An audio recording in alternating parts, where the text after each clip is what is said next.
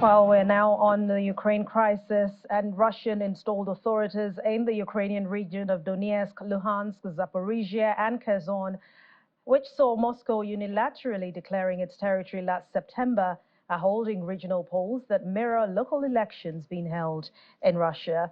People living in the Russian-occupied areas of Ukraine are being asked to vote in what Ukraine's foreign minister has called a sham, saying the votes will not have any legal standing. Well, candidates are all either Russian or pro-Russian, and they include governors handpicked by Moscow. Ukrainian officials have warned people not to participate. They are saying that any Ukrainian citizens involved in organizing the elections can expect to be punished in the future. But on ground, many taking part in early polling had been asked to cast their votes in the presence of armed Russian soldiers. The Council of Europe, a human rights body, has condemned the move in an illegally annexed Ukrainian territories as a flagrant violation of international law, which Russia continues to disregard. A policeman has been killed after a Russian missile attack hit the National Police of Ukraine on Friday. Video released by the authorities shows the police building severely damaged. The Interior Minister says the police headquarters was destroyed and rescue workers pulled several people out of the rubble after the attack on President Volodymyr Zelensky's hometown. Head of the city's military administration, Alexandra Vilko, said that 41 people had been injured in that incident, including 19 who have been taken to the hospital. Meanwhile, in Sumy, which is a Russian missile attack on the northeastern Ukrainian region, injured 2 people. Ukraine's emergency services posted a video showing rescuers pulling out an injured woman from a hole caused by that explosion. It said in a statement, a 65-year-old woman and a 70-year-old man were rescued after a 2-story residential building was damaged. And ahead of the G20 summit in India, the European Union Council President Charles Michel has said that Russia must stop blocking and attacking Ukrainian seaports, calling an offer by Moscow to supply 1 million tons of grain to African countries that are most in need of this against the backdrop of the Black Sea grain deal. Well, according to him, it's scandalous that Russia, having terminated the Black Sea grain initiative, is now blocking and attacking Ukrainian seaports. The Black Sea grain deal had delivered 32 million tons to the market, especially in developing countries. Over 250 million people face acute food insecurity worldwide, and by deliberately attacking Ukraine's ports, the Kremlin is depriving them of the food they desperately need. It's frankly scandalous that Russia, after having terminated the Black Sea Grain Initiative, is blocking and attacking Ukrainian seaports. This must stop. Ships with grain need to have safe access through the Black Sea, and this Antonio Guterres' United Nations initiative had delivered 32 million tons to the markets, especially in the developing countries.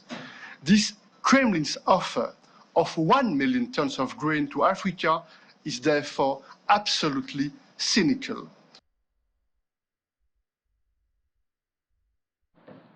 NATO Secretary General Jens Stoltenberg has said the alliance does not have any indication that drone debris found on Romanian territory was caused by a deliberate Russian attack on Romania.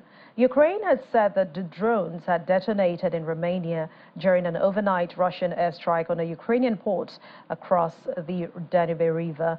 But Romanian officials initially denied the Ukrainian allegations, but then they changed course, with Defense Minister Angel Tilvar saying that the parts of what could be a Russian drone fell on Romanian soil.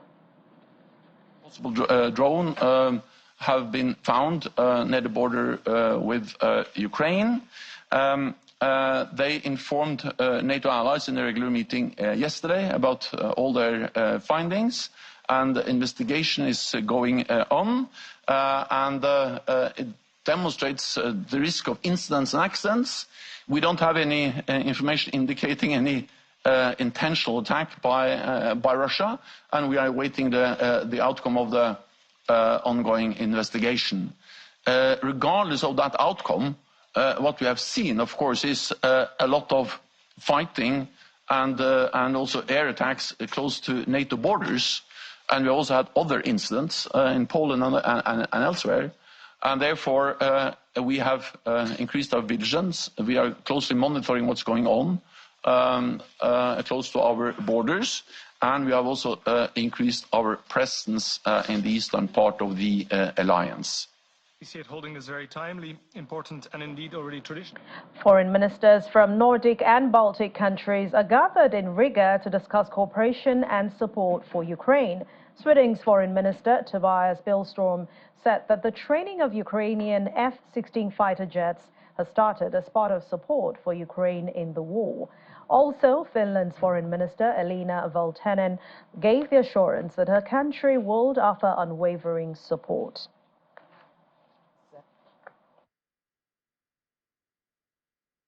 I'm very pleased that training of fighter pilots is now underway. Evaluation needs to be done, of course, from both sides after the completed training. And Sweden is also part of the F-16 coalition in defense of Ukrainian airspace. And a few of those that we have discussed is Ukrainian integration to NATO, their acceptance to NATO, their integration into EU, and their path towards EU. The question of accountability, which still has not been decided and set, and the rebuilding of Ukraine. All of those require our attention, and I'm sure that they will be also those victories that Ukraine will be able to achieve.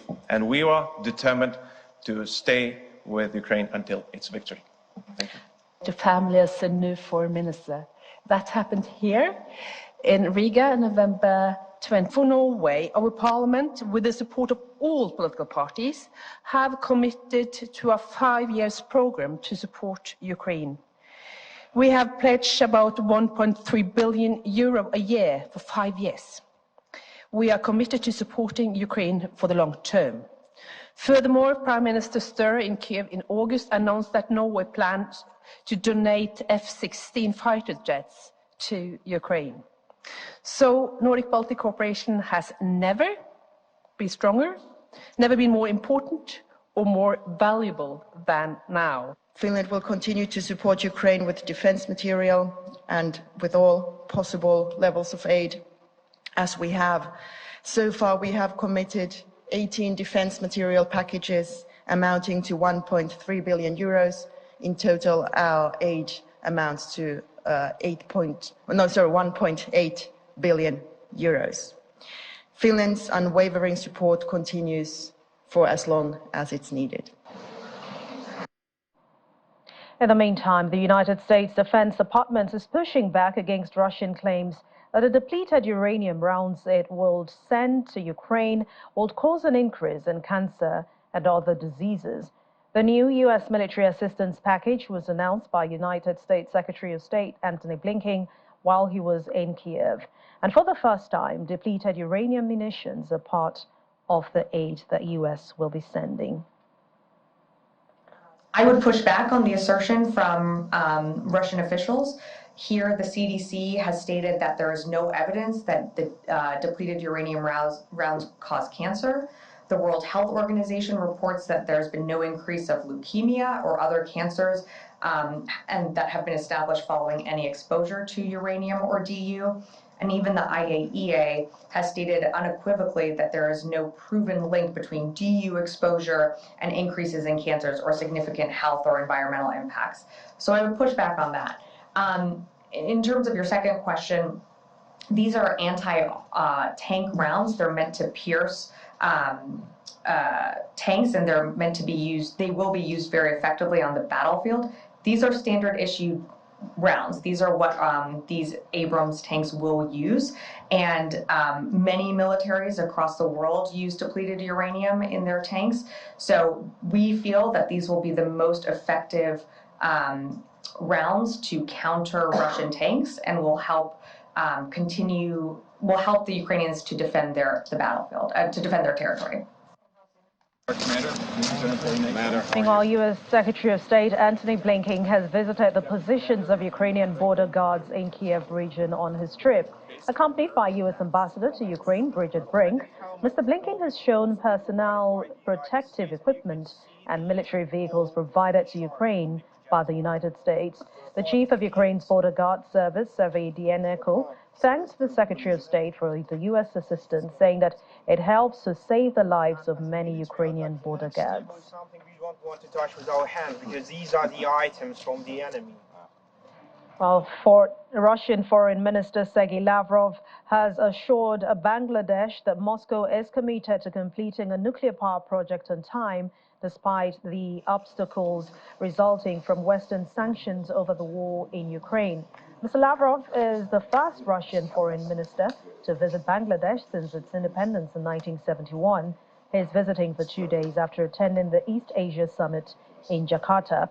Bangladesh's former foreign minister, Abdul Momen, took up to this issue and timely completion of the nuclear power project and bilateral trade issues with Mr. Lavrov, who also offered export of qualified natural gas to meet Dakar's energy needs.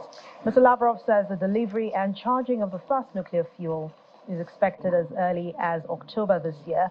Bangladesh is building the first of 2 nuclear power plants in collaboration with Russian state-owned atomic company Rosatom in a $12.6 billion project, 90% of which is financed through a Russian loan repayable within 28 years in a 10-year grace period. Pretty cool.